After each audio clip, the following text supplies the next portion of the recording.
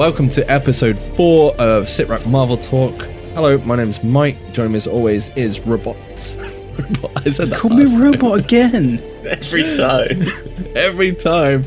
And that other voice that you can hear in the background is Brad. Hello, Brad. Hello. I am not a robot. You're not a robot. Unfortunately, I keep screwing Rob's name for some reason. I think it's because I keep trying to call you Roberto and I just go Robot. Roboto-chan. I just call you Roboto instead of Robert. Anyway, I don't know where we're going with that. But yeah, this week we are talking about episode 4 of Falcon and the Winter Soldier in full spoilers. Straight off the bat, oh my god, this was a really good episode. I'm going to be honest, it felt like a completely different follow-up to episode 3. So like, episode 3 to me was like all this kind of glitz and glamour of the kind of underworld of Madripoor, and then this is just straight up back into the story. It's kind of going somewhere, and we're getting a bit more character in depth. And the ending on this one, oh my days. Oh my days. On my days indeed. Oh my days. Anyway, I'm going to go over to you, Brad. Where did we leave the guys at the end of episode 3? I can't remember off the top of my head. So Bucky sneaks off when they get to Riga. Zemo and Sam head off into their apartment, and Bucky goes off because he finds the little bit of tech on the floor, and he ends up speaking to Ao. Is it Ao or Io? I can never remember. Yeah, I think it's Ao. Yeah, I think it's I. Yeah, I'm same as you. Ao, Yeah, one of them. It's one of T'Challa's bodyguards, which is the Dora Milaje.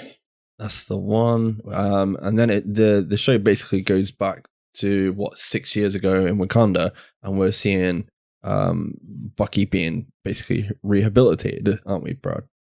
Yeah, so obviously in I can't remember which film, is it Infinity War? We see him in the post credits, and Shuri's like looking after him and trying to help him. Can't remember if it's Infinity War or not. I think it's Black Panther. It could be Black Panther, actually. Yeah, I think we see him in like a post-credit scene. Yeah, so obviously he's been there trying to, as you say, like be rehabilitated to get him out of this sort of like Hydra control. And we see Ao trying the words on him, and it doesn't have any effect. And it's all very emotional and nice. Yeah, Rob, what did you think of that scene? Because obviously Bucky is in absolute tears at that point, and Ao is basically going, you are now free. I mean, what do you think is kind of going through his head? I guess at that point, other than I'm free, because he says it's not going to work, doesn't he? Yeah, it's almost like he doesn't. It's kind of because I didn't know that's how they got rid of it. Because I don't think I've seen that end credit scene. For some reason. I don't know why. Must have not sat there at the cinema for some reason. That would have been a Marvel film, bloody hell. That's all right, Rob. You can catch it on Disney Plus now. Unless you have it on Blu-ray. Yeah. Sorry, bro. Go on. Yeah, so after that it picks up straight with Bucky in that alleyway again, and Ao basically tells him that he has 8 hours to sort all their shit out with Zemo, and she's basically like, how could you release this man after what we did for you, and all that. So he's got to go back and tell them that we've basically got to get this shit done before they come after you. Yeah. And then from there, they kind of, I think they kind of figure out that, because I think in episode 3, we find out that the woman, what's her name, Donya Madani, who obviously Karli has a tie with, has died. And so I think Sam kind of figures out, like, what is it? Normally when someone dies, there's a huge gathering and a funeral and all the rest of it. And more likely like his TT. Like his TT. That line was brilliant.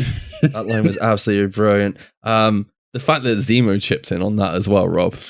Yeah, that's good. And I like that scene. It's funny. What does he say? What does Zemo say? I don't know exactly. Sorry. It's like, what is it? Zemo's like, Oh, your TT would be very proud of you. I just like the fact that they're ripping into Sam for that, like for no reason. But obviously, it's his auntie at the end of the day, isn't it? Yeah. And then Zemo finds some sweets. Yeah. So he becomes a creepy man. Yeah, I did kind of think about that because, like, when you try and short form notes for that, I'm like, yeah. So Zemo starts giving candy to children, and I'm like.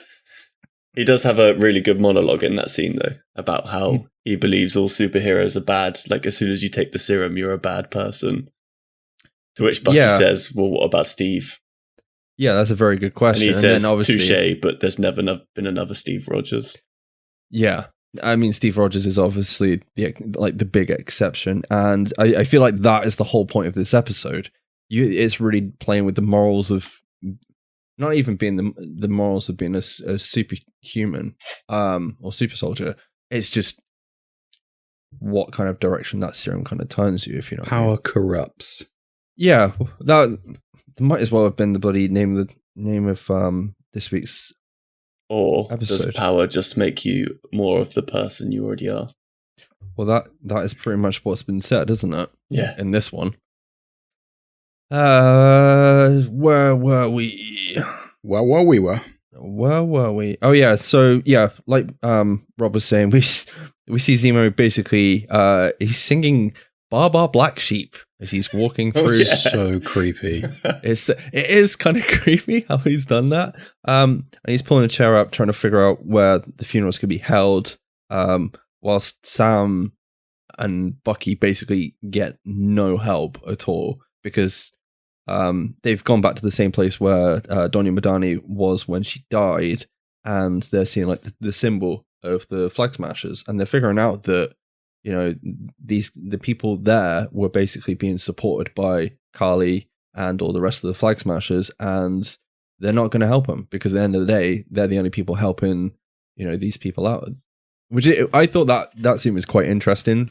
With the guy trying to teach the child at the table, Brad. Yeah, it's quite good the way they sort of what's the word I'm looking for? The way they sort of portray what they're doing. You kind of agree with their ideals, but not the way they're doing it. Yeah, which is obviously something Sam says. But like we've kind of been led to believe that GRC is there to help people, but they're not doing their job at all, are they? They're just chasing after would-be criminals that are technically fighting back against the system, which is why we've got Walker in there and all the rest of it.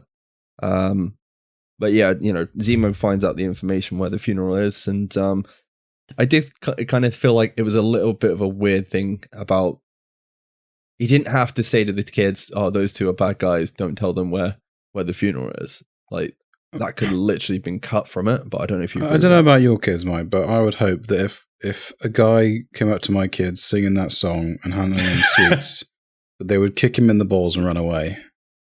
I don't know if they'd kick him in the balls and run away, but I would still be a bit fucking creeped out if they did that. Like if some random person, because I don't know, it kind of reminded me of the bloody Pied Piper for a split second. If the kids started walking out with him, I wouldn't have been surprised. But yeah, Brad, where do we go from there, dude? I've lost my place on my notes. That's really awkward. Oh no, it's cool. I think just to kind of give you a headway, Sam's starting to understand why the Flag Smashers cause, isn't he? Yeah. So from there, they meet up with Hoskins and Walker, and they go to the where the funeral is going to be, or the service. No, you missed the scene. Did I? Yeah. There's that scene where they go back to the apartment, don't they? And then Walker and Thingy turn up, and then so do the guard. After. No, that's after, Rob. Oh. What did you just say? They go back to the apartment, don't they? And they're like, well, we haven't got anything. And then they basically question who the hell Zemo's talking to, isn't he? Yeah, because he's kept it secret where it is as leverage, so they don't just go and fuck off without him, basically. Well, yeah, you've also got the fact that the Wakandans are turning up in about 8 hours to come take Zemo away because they want... so he still wants to be useful to them, basically. he doesn't want it to be just handed over the minute they've got Karli. Yeah, and then like they meet up, and then they meet that little girl in the street that takes them to where the service is being held. And obviously Walker wants to just go in and take him out, but Sam turns around and says that he wants to try and talk her down. Yeah, but even Walker at that point is like, no, it's not happening. He's like really shitty from the minute he turns up.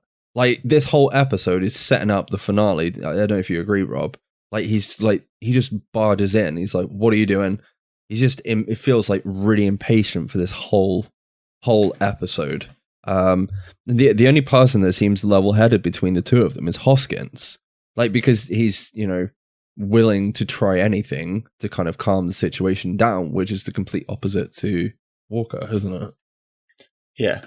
He plays that character really well, though. Like, he played, like, because his whole character's supposed to be like, he's desperate to do the right thing, but whatever it takes, and he's trying desperately to live up to Steve Rogers' legacy.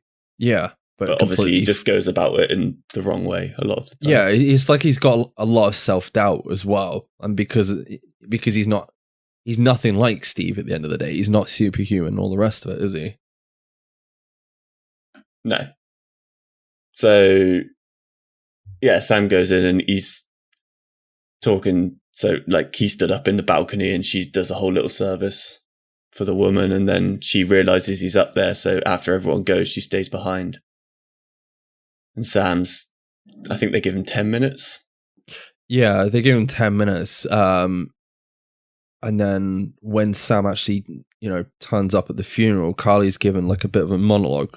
Because like we don't actually know who the hell Donya Magani is in relation to Karli at that point, do we? Like we didn't know if she was her mom or like just family or anything, but she's not anything really. She's like surrogate mother. Yeah, she's like a mother figure for them. Yeah. Which, like, obviously fed them, clothed them, loved them. And, like, it doesn't seem to be just her that this happened to. It was a lot of people during the blip. And, obviously, those laurels of, what was it? You know, help each other because, you know, others won't sort of thing was kind of the metaphor that she kind of led with. And that's kind of what Karli's trying to do.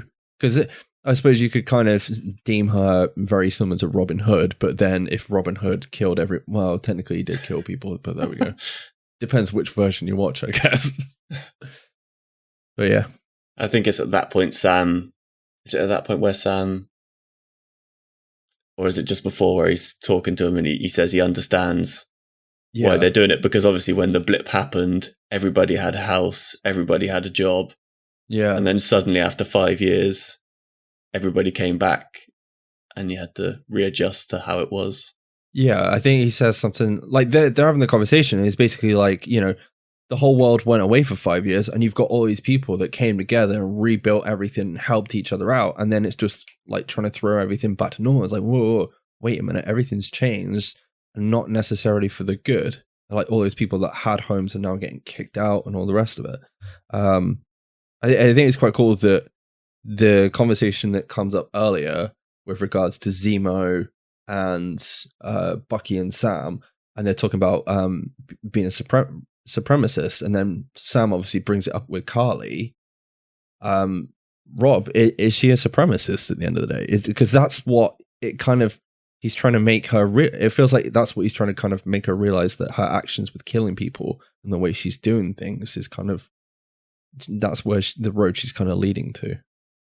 Yeah, there's like a whole bit where she says something and she sounds like a supremacist when she says it, and then she catches herself and realizes what she said. Yeah, but it's almost like, oh, you tricked me, but it's like, no, I didn't. You're just saying the things that lead to that kind of path, the path to the dark side, effectively. And that's literally what I was thinking at one point. Yeah. Hate. Fear. Leads to suffering. Go for it, Brad. Yeah, so just as he starts getting through to her, we cut back to Walker Hoskins, Zemo, and Bucky, who are waiting outside. Zemo's been handcuffed because Walker doesn't trust him. I mean, He is a sneaky he's probably fucker. right to not trust him, but and basically, like you see Walker, he's just ticking. He's waiting to go. He's like you said, he's massively impatient. And in the end, he's like, "Oh, fuck it, I'm going in. This is stupid." And Bucky tries to stop him, and he basically says, "Do you want Sam's blood on your hand?" It's quite interesting that he's done that, though, isn't it? It's quite interesting that he's using Sam as like the leverage against Bucky, because I think he even says, like, you know, this is all too easy for you, because obviously Bucky's superhuman, isn't he? So yeah, it's quite interesting that he uses Sam as leverage to try and get Bucky to basically be on his side, but it doesn't really work. But yeah. So basically, he storms in and ruins Sam's whole operation. Now she thinks that he's working with Walker, so she runs away. I think while that's happening, Zemo escapes, and you don't know where he's gone. And then as the chase is happening, Karli gets away from Walker and Sam, and then you see Zemo appear, and he just straight up shoots her in the shoulder. I think he got a gun again. Where is he pulling these guns from? You're right. To be honest, you are right. I was like, at that point, I was like, where the fuck has he got a gun from? If he'd have pulled multiple guns out, I'd be like, where are these ones come from this time? That's a good point. Do you think they would take it off of him? Just keep giving him back. There you go. You're not going to harm anyone, are you? You're not a bad guy. I mean, he did make cherry blossom tea for them at like one point in this episode. So is he trustworthy? Yeah. You never know, do you? Yeah. And obviously, then when she gets shot, she drops all the serums on the floor that she's got on her. And then when she's hiding them from Zemo, he runs up and he's basically stamping on all the vials. Yeah. And then out of nowhere, he gets cracked in the side of the head with a flying shield. That would probably kill him, to be honest. I just like, in the next scene, when you see him again, he's just there, laid down with a cold compress on his forehead. Like, that's going to fix. Yeah. I guess that at that point, it kind of makes sense, if you know what I mean. Because later on, you see that shield in a different state in a wall. Yeah. So, I can get that. I can get that. But, once he knocks out Zemo, we see Walker pick up the one vial that didn't get smashed. Yeah. Which hints to the reveal that everybody saw coming, I think. Well, yeah, this is it. This is what it's all been leading up to. I guess for like fans of the comics, this would be the US agent that everyone's kind of expected. But yeah. So then we're back in the apartment. I can't remember exactly the line that happens, but Zemo basically asks Sam if he would have taken the serum, and Sam straight up says no. I think he's like, were you offered it at any point? I thought he was on about the shield at one point, but no, he's on about the actual serum, isn't he? Mm-hmm. Yeah. And then it's the scene you are on about, Rob, if you want to go for it. Yeah, is it Walker bursts in, and then a few moments later, the people that I can't remember the name of. Dora Milaje? Yeah. Milaje? Yeah. Milaje, yeah. And then Walker picks a fight with those guys. And yeah, he doesn't introduce himself at all in that scene. He's like, hey, I'm walking, and they're basically like, he just puts his hand on her shoulder, doesn't he? Yeah. And then she kicks his ass. It's great. Yeah, that seems brilliant. And then I was going to say, I like the fact that you've got Bucky and Sam. They're just that's what I was just and you got Zemo in the back. You got this, Walker. You're doing great, man. Sipping on some freaking whiskey or whatever it is at the back. He's like, keep going. Even though like they've come there to collect Zemo. But he's straight chilling, and then he realizes it takes the key opportunity to disappear down a hole underneath a bath. El Chapo style. Down into the sewers. That's the one. But yeah, I would say just that bit going back just before the Dora turn up. The fact that Walker just walks straight in the room and he's there like, right, you're under arrest. fuck you, and like Sam's just like, dude, the only thing you're doing here is running your mouth. Like, shut the fuck up. If you know what I mean. Puts down the shield to have a fight with Sam, doesn't he? And then that was quite interesting. I did wonder if he would have actually. He's just acting like a thug in a playground at that point because he called him out. Yeah. Yeah. So it gets to the point then where AO has the spear to Walker's neck, and then Bucky intervenes, and then basically everybody's fighting everybody. Yeah. Yeah, and they take Bucky's arm off, don't they? Yeah. Yeah, that's quite interesting because he didn't even know that somebody else could do that. Yeah. I assume he could do it himself. But what was it? He's. I feel like there was something said in. I can't remember if it was Black Panther or something else, but they were basically saying like, obviously the arm is what made him the Winter Soldier back in the day, and he spent a great deal of time in Wakanda without it. So then having it removed was kind of like, it kind of rendered him like useless at that point, didn't it? Yeah, I read a little thing that said, it was just saying like possible reasons it could be like to if they ever had upgrades for the arm and stuff, but then one of them was like, maybe it shows that they never actually truly trusted he could be fully cured. Yeah. So they needed a way to render him useless if it went wrong. Yeah, a failsafe at the end of the day. Yeah, that's a really good point. I didn't think about that. Yeah, it's just so AO basically turns off and detaches Bucky's arm. Walker at this point is completely pissed because he's been beaten again, like by people that aren't even super soldiers, you know? It was just what was it? He was like, can we just put the sticks down or something, I think he says. And it's Pointy sticks, he says. He's just not aware. There's no... He's out of his league, isn't he? Yeah, he's just... Like, there's no way Steve Rogers would ever have said anything like that. I wouldn't have thought. Yeah. Yeah, and, Zemo's disappeared. We then kind of cut to a defeated Hoskins and Walker. It looks like a train station or something. And they're having a conversation. And obviously the audience at this point kind of knows, well, Walker has the serum. Is he going to take it? And he's there having kind of the same conversation we've seen over the whole episode. The question of, would you take the serum if you had it? And what would it then do to you? And it's just funny that obviously Sam is like, no, I wouldn't do it. You've also got the question being had as like, what kind of person would it turn you into between Zemo and Bucky with regards to Steve Rogers? But then the conversation's also had a little bit after that with regards to like Zemo's like, well, anybody who's a super soldier should be put down. And then Sam's like, well, what about Bucky?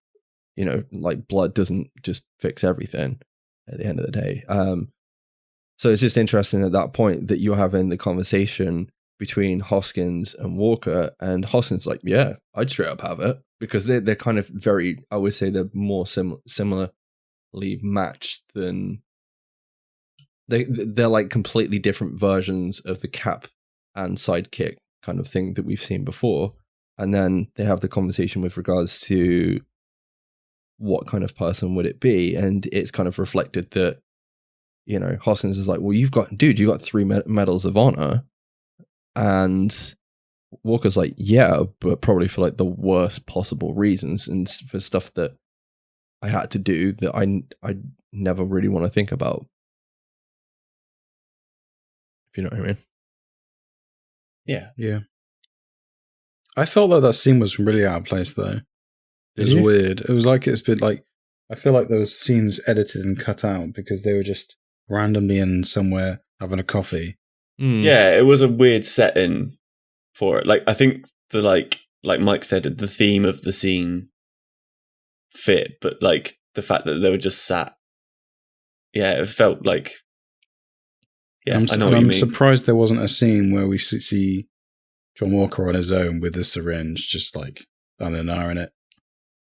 I think that's the question, isn't it? Until which you don't find out, obviously, till later. It's not answered till later in the episode. of what he's done with it. It's like I feel like he's kind of in that point. Like I think the whole point of being the photograph, the autograph coming up is like he's like this poster child. He's this mascot that he's even referred to as a mascot later in the episode. You know, and he's just the poster boy of America, where he signs off autographs, which is effectively what happened in Captain America: The First Avenger. Captain America was originally used as a propaganda thing to defeat the Nazis and get people to go to the war. And obviously now it's just used as a symbol of America being great, I guess, at the time in this show. But yeah, like obviously the question still lies at that point. Yeah, where do we go from there, Brad? So we go back to Karli, who has managed to get hold of Sam's sister, Sarah. And she's basically saying, look, I don't think Sam's a bad guy, so I will meet with him if you can tell me he's not working with Walker.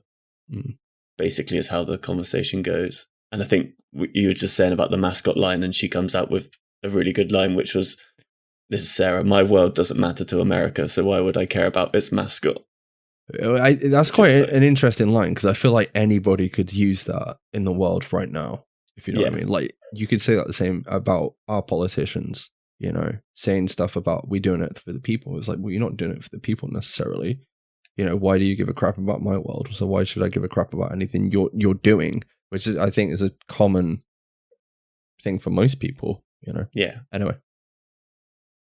So yeah, she agrees to meet with Sam if he comes alone. So she gives Sarah some coordinates to pass on to him. Bucky refuses to let Sam go on his own, so they go together, and they end up meeting, which she calls him out on it, but she doesn't really do anything about the fact that he's there. And before anything like really comes of it, Sharon has been keeping an eye on what's going on for Sam, and she tells him that Walker's basically on his way again. So Karli, obviously, Sharon somehow has control of a satellite, which is a bit weird in my eyes as well. Yeah, she seemed like she was in a very expensive room at that point. Yeah. Which I think kind of leads to the question, yet again, is she the power broker, or is she working for the power broker? Because I'm pretty sure there's a scene at some point where she's talking to Sam. Like, Sam's obviously asking for the favor of her to obviously like support them, so they're not out there blind. And she literally is like, get the power broker's pissed, get the vials back, sort of thing. She's not worried about anything else, like obviously stopping Karli or anything. It's get the vials back. That's all she seems to be bothered about. Anyway, sorry. I think it's the first time we see Sam in his costume for 2 episodes as well, isn't it? Yeah, I kind of feel like it's gone back to like that Iron Man 3, where they kind of take Tony out the suit for most of the film. Yeah, I think it kind of leans into Sam doesn't need his suit or a serum to be a good guy. Yeah, that's a very, very good point. Yeah, as Tony would probably say, if you need the suit, then you're not good for the job.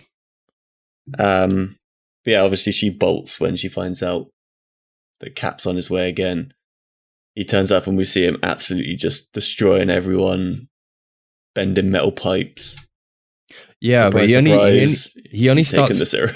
He's only started doing that when he realizes that Lamar or Hoskins has basically been hoiked off somewhere and tied up, hasn't he?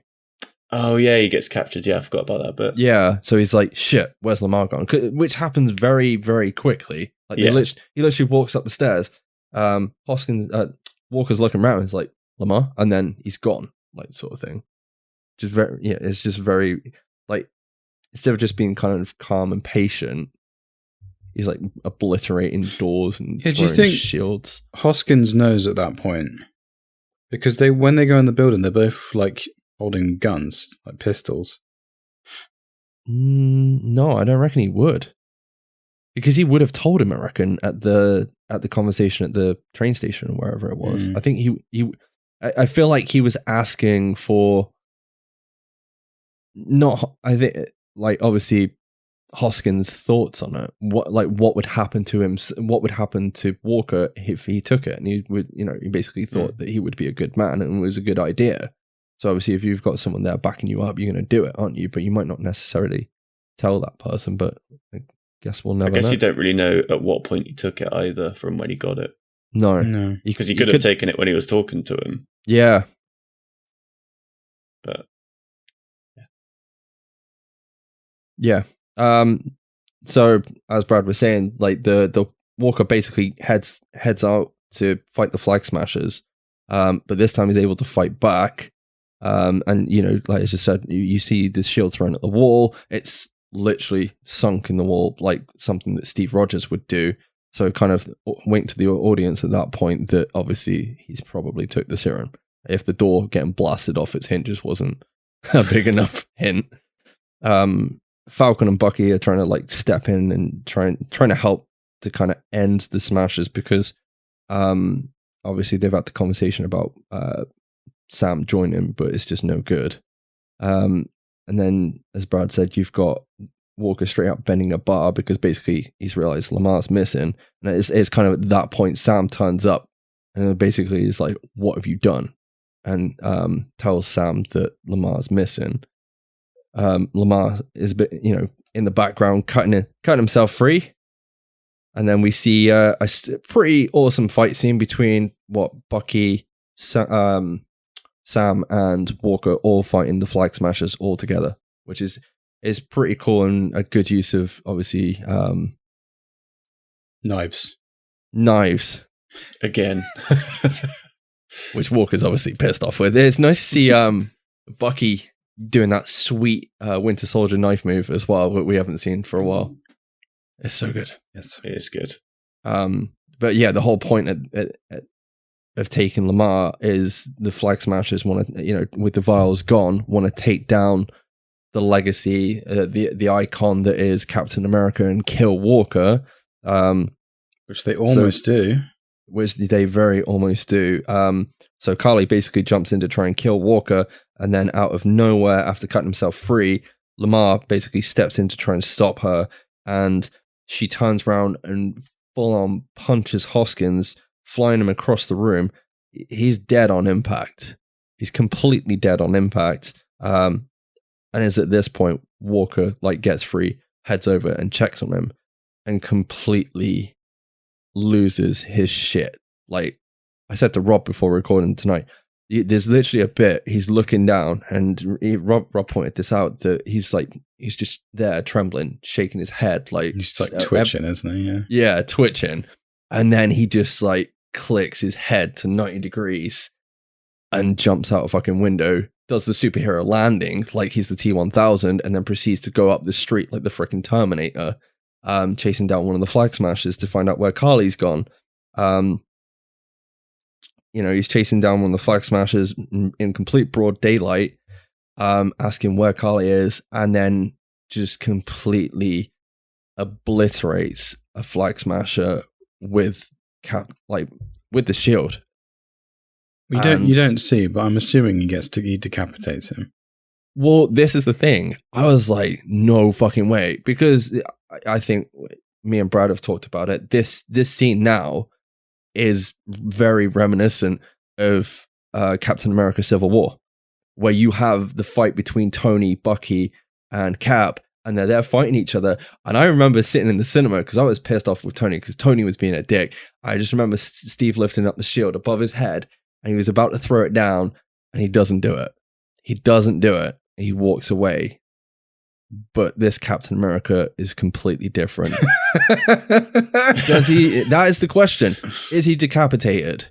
How much blood is on that shield? A lot of blood. How did Marvel get away with putting that much blood?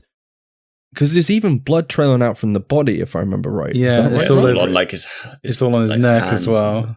Yeah, but is it on the body, behind the body and all the rest of it? I don't think you see. I think you see a close up of his arm with it on his arm, coming down his arm and his hand. Yeah, because I think that's quite a big thing. I don't know if they can go slightly better.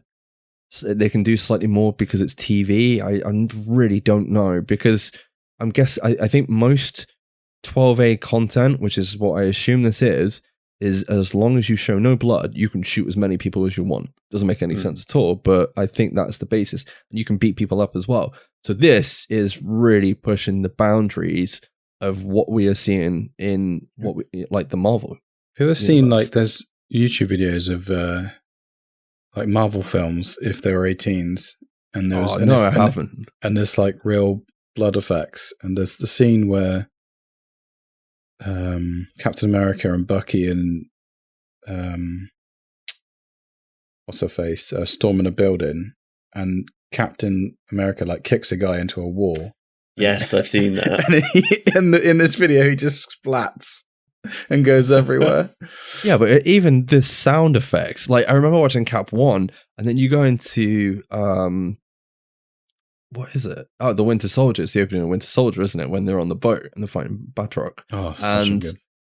The freaking shield throw is like dong, like it's so brutal. But this, yeah, Rob, what are your thoughts on this scene, man? Yeah, it was very brutal. Yeah,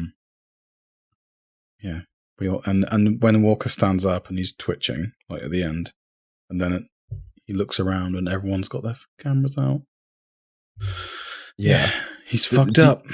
Yeah, do you think he's going to get off lightly? Because the funny thing is, they kind of I think it's like a news thing because of the bombing. They're basically out in the Flag Smashers as like radicalist kind of people now. So is he likely to get away with this? Do you think? I don't know. Do you know what I mean? It's kind of like that moral grade. Like technically, he took down the bad guy, but you do it in full view of everyone, which is not necessarily the right thing. He went a little bit too far. Yeah, just a little bit. A little bit. That I think I said to you after you watched it, Mike, that shot of him stood there with the shield just like half covered in blood was like an awesome shot. It looked so good. Like, for being like a brutal, like dark scene, it was a really cool shot because it's Captain America stood with a blood-soaked shield. Yeah. Basically, yeah. I was like, "Am I watching The Boy? Am I starting to watch like the intro to The Boys or something?" Yeah. I did see. I think I read somewhere like people comparing Walker to Homelander, snapping in that when he imagines killing the crowd. Yeah. Except obviously in this, he actually beats down a person with a shield to death instead of just smiling and waving instead, sort of thing.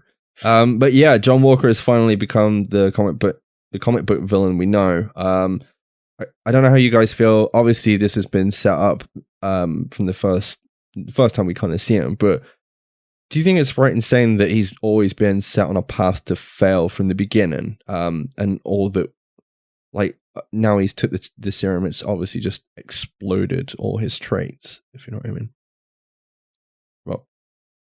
Well, I don't know. I feel like he was given the shield to be a mascot, and he thinks he's actually needs to be like a superhero. But I don't think that's what he was given the shield for in the first place. Yeah. He was basically. I think obviously leading off the Medal of Honor kind of thing. It's like he was deemed the best person for the job because of the Medal of Honors, but then getting those Medal of Honors was not necessarily for doing the right thing. If he had to do some bad shit that day, it would have been something Steve Rogers would have walked away from, which is why Steve Rogers was a good person and turned away. You know, it's why he went after the prisoner camps in the first Captain America film. Even though he was told not to, he broke orders to go do that and save all those people. That's the right thing to do versus absolutely decapitating someone on live TV. But there we go. Brad, do you think the shield is going to be destroyed by the end of the series? And I'm asking this question because it is posed. There's a graveyard scene where Karli's talking to one of the Flag Smashers, and she's basically like, that shield is a symbol of like a bygone era, and it should be destroyed. If I had it, I would destroy it. And obviously that it's holding up a legacy, isn't it? Do you know what I mean? I think it will either be destroyed or possibly modified in some way, and Sam will take it, but it won't be like the red, white, and blue. I don't know how. I don't know. It's just a thought I had. I don't know what they would do, but maybe it'd be like they'd change how it looks, or I'd take the vibranium and put it into his wings. Yeah.